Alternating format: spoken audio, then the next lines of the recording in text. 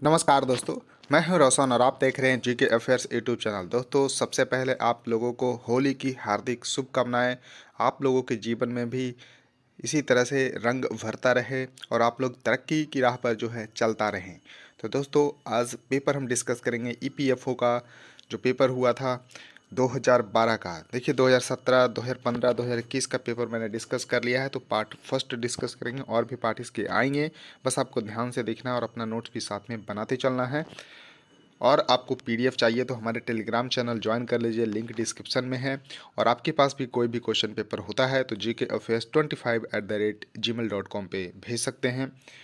तो चलिए शुरू करते हैं। तो देखिए क्वेश्चन है कि पृथ्वी पर प्राणियों और वनस्पतियों का बृहत्तम अभिज्ञेय समुच्चय बायोम मुख्यतः किस से नियंत्रित होता है। तो यहाँ पर आपको थोड़ा सा ध्यान रखना है कि बायोम जैव क्षेत्र पृथ्वी पर प्राणियों व वनस्पतियों का अब तक का सबसे जो है बड़ा जो है समुच्चय है। यह एक ऐसा क्षेत्र है जिसमें सभी भागों में मौसम, भूगोल व इसमें निवासी जो है प्राणियों व पौधों की समानता होती है। तो इसमें आपको ध्यान रखना है। अतः बायोम में एक ही तरह का पारितंत्र या इकोसिस्टम्स होता है और इसमें जो है वहाँ की जलवायु से नियंत्रित होता है। किससे नियंत्रित होता है? तो जलवायु से नियंत्रित होता है। तो करेक्ट आंसर इसका सी सही होगा। इसको जरूर ध्यान रखिएगा। उसका देखिए नेक्स्ट क्वेश्चन आपके सामने है कि अपने देश में विशाल भंडार रहने के बावजूद हम कई मिलियन टन कोयला आयात क्यों करते हैं। तो देखिए अपने देश में विशाल भंडार तो है, लेकिन जो मुख्य रूप से हमें चाहिए कोककारी कोयला वो उपलब्ध नहीं है। तो कम क्वालिटी के कोयले हैं लेकिन जो है वो पर्याप्त नहीं है। तो देखिए पहला आपको ऑप्शंस है कि भारत सरकार की यह नीति है कि अपना कोयला भंडार भविष्य के उपयोग के लिए बचाकर रखें और वर्तमान उपयोग के लिए जो है सभी अन्य देशों से आयात करें। तो देखिए ये गलत है, क्योंकि अपने पास अगर कोयला होता पर्याप्त मात्रा में और पर्याप्त क्वालिटी का तो हम दूसरे देशों से आयात पर निर्भर नहीं होते। तो ये कथन बिल्कुल गलत है। उसका देखिए हमारे देश में अधिकांश तापीय संयंत्र कोयला आधारित है और उन्हें हमारे कोयला खदानों से पर्याप्त कोयला पूर्ति नहीं मिल पाती है। तो ये बिल्कुल सही है। उसका देखिए इस्पात संयंत्रों को बृहत मात्रा में कोककारी कोयले की आवश्यकता होती है जो हमारे पास नहीं है। कोककारी कोयला अन्य देशों से आयात करना होता है। ये भी बिल्कुल सही है। तो करेक्ट आंसर यहाँ पर 2 और 3 होगा, यानी कि बी इसका सही उत्तर हो जाएगा। तो इसको थोड़ा सा आप लोगों को ध्यान रखना है। उसके बाद देखिए नेक्स्ट आपके सामने है कि शरीर द्रव्यमान सूचकांक, जिसको इंग्लिश में बोलते हैं बॉडी मास इंडेक्स। तो देखिए बॉडी मास इंडेक्स है कि परिकलन के लिए व्यक्ति के भार में किसका भाग देते हैं। तो देखिए इसका सिंपल सा आपको ध्यान रखना है। फार्मूला होता है बीएमआई का। तो बीएमआई का फार्मूला होता है क्या? तो व्यक्ति का भार और उसकी ऊंचाई मीटर में। तो मीटर में उसकी ऊंचाई का स्क्वायर कर देंगे तो हो जाता है वो बीएमआई। तो बॉडी मास इंडेक्स होता है। और इसमें जो है इसकी लंबाई के अनुपात में सही है या नहीं, इसके लिए व्यक्ति के शरीर के, जैसा कि मैंने बताया कि भार में व्यक्ति की ऊंचाई के वर्ग से भाग देते हैं। इसको जरूर ध्यान रखना है। तो देखिए ऊंचाई का वर्गमूल मीटर में, ऊंचाई का वर्गमूल नहीं वर्ग होगा यहाँ पर। तो देखिए सी, देखिए कन्फ्यूजन के लिए दिया गया है। तो आंसर बी होगा, ऊंचाई का वर्ग मीटर में होना चाहिए। तो इस तरह से अपने जो है बॉडी मास इंडेक्स जो है निकाल सकते हैं। अब देखिए क्वेश्चन है कि वर्तमान में औद्योगिक संबंध नियोक्ताओं और कर्मचारियों के बीच शक्ति प्रदर्शन की बजाय बाह्य बाजार बलों से अधिक प्रभावित होता है। तो यहाँ पर आपको ये थोड़ा सा कथन जो है गलत देखने को मिल रहा है कि वर्तमान में औद्योगिक संबंध नियोक्ताओं और कर्मचारियों के बीच शक्ति प्रदर्शन से अधिक प्रभावित है बजाय जो है बाह्य बाजार बलों से। तो इसको थोड़ा सा गलत है, तो ये गलत होगा। उसका देखिए विश्वव्यापीकरण के बलों ने प्रतियोगिता को इतना अनिवार्य बना दिया है कि संघ और उत्पादकता रोकने जैसी उसकी चालें अब किसी काम की नहीं है। तो बिल्कुल सही है। तो यानी कि कथन गलत है और यहाँ पर कथन 2 जो है सही है। तो करेक्ट आंसर होगा डी। तो डी इसका करेक्ट उत्तर होगा। यहाँ पर आंसर भी दिया हुआ है और इसका पीडीएफ जो है टेलीग्राम चैनल पर मिल जाएगा। अब देखिए क्वेश्चन है कि भारत में प्रत्येक राज्य का अपने राज्य क्षेत्र में उच्च न्यायालय है। तो देखिए ऐसा नहीं है, क्योंकि 25 ही जो है उच्च न्यायालय भारत में हैं और 28 राज्य और 8 केंद्र शासित प्रदेश हैं। तो कथन पहला तो बिल्कुल गलत हो गया। उसका दूसरा है कि भारत के संविधान के अनुसार प्रत्येक राज्य का उच्च न्यायालय होना उपबंधित है। तो देखिए ये तो है, क्योंकि तो ये आपको आंसर दूसरा कथन सही हो जाएगा। तो करेक्ट आंसर यहाँ पर डी होगा। देखिए क्वेश्चन है कि संविधान में प्रतिष्ठित राज्य की नीति के निर्देशक तत्व वास्तविक लोकतंत्र का सामाजिक और आर्थिक आधार प्रदान करने का उद्देश्य रखता है। ये भी सही है। नीचे के निर्देशक तत्व निर्देश मात्र हैं जिन्हें सरकार को नीति निर्माण करते समय ध्यान में रखना होता है और वे न्यायालयों द्वारा परिवर्तनीय नहीं है। ये भी सही है, लेकिन देखिए सही स्पष्टीकरण नहीं है। तो करेक्ट आंसर होगा बी। दोनों जो है अलग अलग जो है यहाँ पर सही है। तो इसको थोड़ा सा आपको ध्यान रखना है, दोनों सही है लेकिन अलग अलग सही है। जैसा कि आपको पता होना चाहिए कि अनुच्छेद 36 से 51 तक के जो है राज्य की नीति निर्देशक तत्व जो है सम्मिलित किया गया है भारतीय संविधान के जो है भाग 4 में। इसको थोड़ा सा ध्यान रखिएगा। अब देखिए क्वेश्चन है कि किसी भूतापीय कुंड से विद्युत शक्ति उत्पादित करने के लिए 180 डिग्री से ऊपर का तापमान आवश्यक है। तो देखिए बिल्कुल सही, 180 डिग्री से अगर ऊपर का तापमान है तभी जो है भूतापीय जो है यहाँ शक्ति जो है प्राप्त की जा सकती है। तो इसको ध्यान रखिएगा। उसके बाद सेकंड कथन है कि भाप टरबाइनों को चलाने के लिए उच्च तापमान की भाप प्रयुक्त होती है।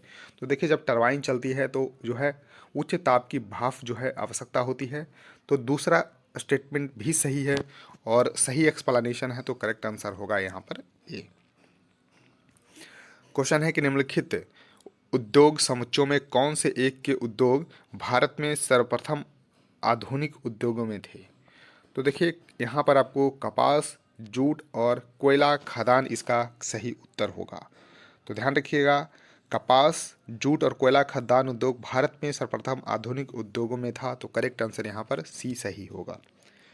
नेक्स्ट क्वेश्चन आपके सामने है कि विश्व बैंक द्वारा वित्त पोषित क्षेत्रीय परियोजना नामतः CSA 1000 central Asia south Asia. CSA का फुल फॉर्म क्या है? तो सेंट्रल एशिया साउथ एशिया। देखिए सेंट्रल एशिया साउथ एशिया 1000 है, वो किससे संबंधित है? तो ये आपको ध्यान रखना है कि पनबिजली निर्माण से जुड़ी परियोजना है जो किर्गिस्तान व ताजिकिस्तान से 1300 मेगावाट जो है पनबिजली जो है अफगानिस्तान व पाकिस्तान तक निर्यात करने की अनुमति देती है। तो करेक्ट आंसर यहाँ पर सी होगा, बिजली इसका सही उत्तर होगा। अब देखिए क्वेश्चन है कि जननी सुरक्षा योजना। तो देखिए जननी सुरक्षा योजना के बारे में बताना है कि कौन सा कथन सही है। तो जननी सुरक्षा योजना जैसा कि पता चल रहा है क्वेश्चन से कि माताओं और उनके लैक्टेटिंग जो है मदर होती है और बच्चों से संबंधित ये योजना है। तो देखिए सांस्थानिक प्रसव को बढ़ावा देने का प्रयास करता है। तो ये बिल्कुल सही है। पहले देखिए प्रसव जो है घर में होता था डिलीवरी, अब जो है उसको हॉस्पिटल तक जो है बढ़ाने की बात जो है चल रही है और ऐसा संभव हुआ भी है। तो देखिए पहला स्टेटमेंट तो बिल्कुल सही है। दूसरा है कि प्रसव के खर्च को पूरा करने के लिए माँ को आर्थिक सहायता उपलब्ध कराने का प्रयास किया जाता है। तो ये भी सही है। तीसरा है कि सगर्भता और प्रसूति के कारण मजदूरी में हुई हानि के संरक्षण का संभरण का प्रयास करता है। ये बिल्कुल गलत है, क्योंकि ऐसा कोई भी उपाय नहीं किया गया है जननी सुरक्षा योजना में। तो करेक्ट आंसर होगा ए। केवल 1 और 2 स्टेटमेंट ही सही है।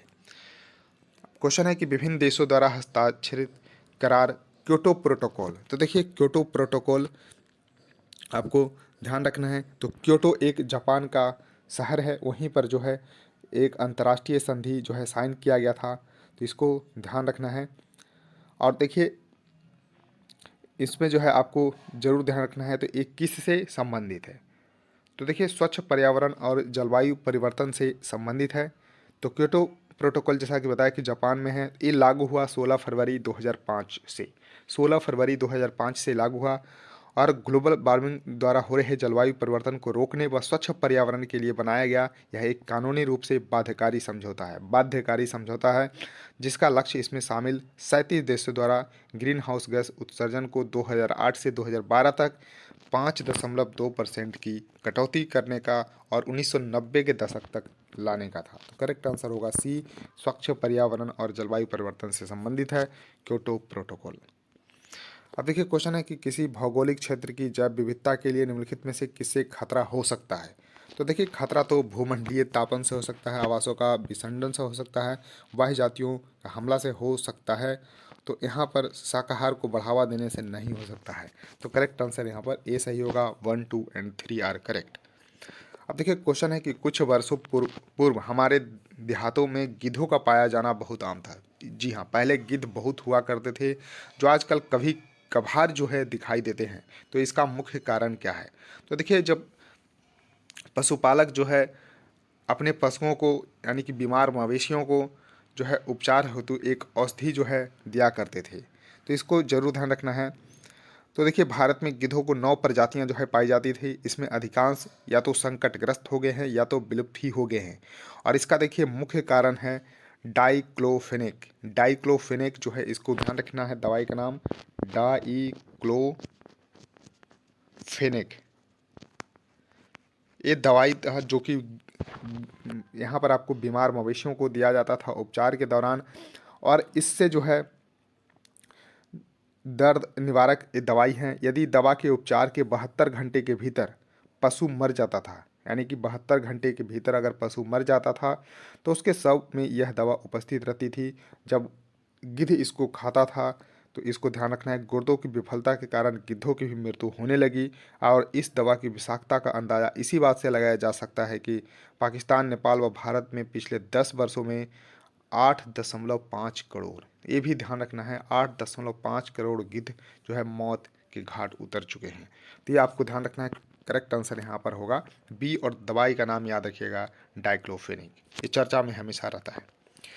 क्वेश्चन है कि देखिए ये देखिए यूएफा यूरो 2012 का क्वेश्चन है, क्योंकि 2012 का पेपर है तो करंट का है। तो उस समय जो है फर्नांडो टोरेंस जो है स्पेन के खिलाड़ी ने गोल्डन बूट अवार्ड जीता था। तो देखिए जो फुटबॉल वर्ल्ड कप 2022 हुआ है जो कि कतर में हुआ है, जिसको अर्जेंटीना ने जीता फ्रांस को हराकर, उससे संबंधित कुछ अवार्ड है उसको जरूर देख कर रखिएगा।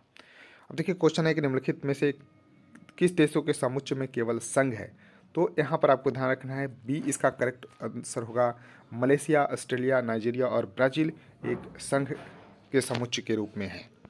अब देखिए क्वेश्चन है कि सूची 1 और सूची 2 को जो है यहाँ पर सम्मिलित करना है। तो देखिए जो कंपनियां हैं तो उसमें जो है सीईओ होते हैं। तो इस तरह से आपको करंट में ज़रूर याद रखना है। तो इस क्वेश्चन के हिसाब से आंसर सी होगा। लेकिन अभी करंट में आपको ध्यान रखना है कि देखिए जो आपको फेसबुक है उसके सीईओ कौन है, चेयरमैन तो जो है मार्क जुकरबर्ग है। इसी तरह से आपको ध्यान रखना है कि अमेजन के कौन है, तो एंडी जैसी हैं, स्टीव जॉब्स। यहाँ पर आपको इस तरह से आपको सभी को याद कर लेना है।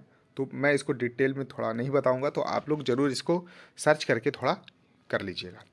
और इस तरह से ये देखिए पुस्तक जो करंट में होती है, तो ये देखिए थोड़ा पुराना पुस्तक है, तो करंट में जो होती है उसको ज़रूर याद रखिएगा। वैसे इसको भी याद रख सकते हैं। तो देखिए इसका जो है आपको ध्यान रखना है कि Rahul Dravid timeless steel Greg Chappell के द्वारा लिखा गया है। तो यहाँ पर आपको ग्रेग चैपल दो, इसमें डी आंसर सही होगा। उसके बाद देखिए on essays summer in Nasir Hussain के द्वारा लिखा गया है। तो इसको थोड़ा सा ध्यान रखना है। तो स्टीव बा और नासिर हुसैन के द्वारा लिखा गया ऑन एसेज समर। उसके बाद एक है सचिन हंड्रेड्स नाउ जो सी है उसको लिखा गया है बी कृष्णा स्वामी के द्वारा। उसके बाद ओपनिंग अप माई ऑटोबायोग्राफी ये माइक एथर्टन के द्वारा लिखा गया है। तो करेक्ट आंसर यहाँ पर डी सही होगा। अब देखिए क्वेश्चन है कि अब देखिए दलवीर भंडारी ये चर्चा में रहते हैं, क्यों? क्योंकि ये अंतर्राष्ट्रीय न्यायालय में निर्वाचित जो है, जो अंतर्राष्ट्रीय न्यायालय है द हेग में संबंधित, उसमें जो है वकील जो है भारत से निर्वाचित हुए हैं। तो इसको जो है ध्यान रखिएगा कि ये करंट का क्वेश्चन था, तो इसको भी ध्यान रखिएगा। अब देखिए क्वेश्चन है कि सूची 1 को 2 से, तो देखिए ये भी करंट का क्वेश्चन था कि किस संस्था के जो है यहाँ पर हेड कौन है। तो इसको भी जितने भी संस्था होते हैं यूएन से रिलेटेड उसको जरूर ध्यान रखिएगा। तो ये भी करंट का क्वेश्चन था। उसका देखिए क्वेश्चन है कि किसी कृषक के पास बिना सिंचाई की सुविधा वाली हेक्टेयर वर्धा सिविल भूमि है, तो किस फसल को उगाना ये पसंद करेगा। तो देखिए इसमें जो है आपको ज्वार और अरहर जो है उगाना पसंद करेगा, क्योंकि कपास और आलू जो है पसंद नहीं करेगा। तो इस तरह के एक थोड़ा सा सोचने वाले क्वेश्चन होते हैं। तो करेक्ट आंसर हो यहाँ पर डी, यानी कि ज्वार और अरहर जो है उगाना, यानी कि 1 और 3 उगाना जो है पसंद करेगा। उसके बाद देखिए नेक्स्ट क्वेश्चन आपके सामने है।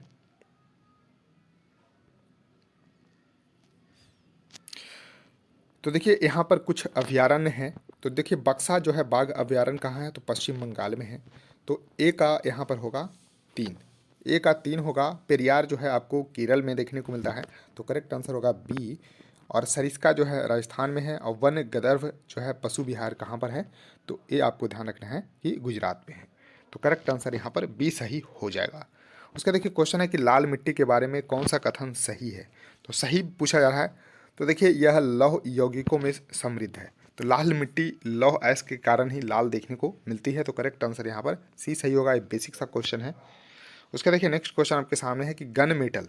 तो देखिए गन मेटल के बारे में पूछा गया है। तो इसमें देखिए कॉपर 85% होता है, कॉपर जो है 85% होता है।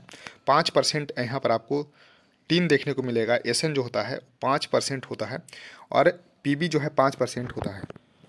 और 5% जस्ता यानी कि जिंक होता है। तो इसको ध्यान रखिएगा। तो ये किससे संबंधित है, तो तांबा, टीन और जस्ता से संबंधित है ये भी। और इसमें आपको शीशा भी देखने को मिलता है।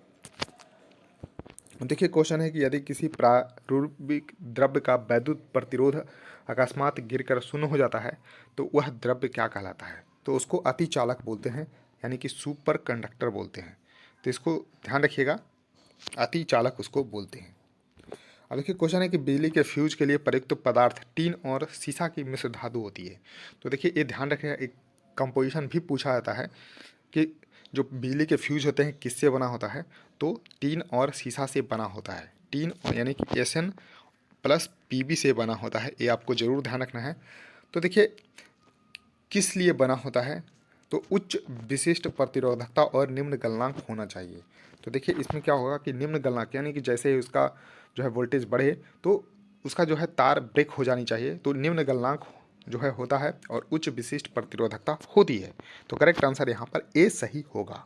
उसका देखिए नेक्स्ट क्वेश्चन आपके सामने है कि एफ तो देखिए एफ का फुल फॉर्म क्या है, तो फाइल ट्रांसफ़र प्रोटोकॉल होता है। तो करेक्ट आंसर यहाँ पर डी होगा, फाइल ट्रांसफ़र प्रोटोकॉल।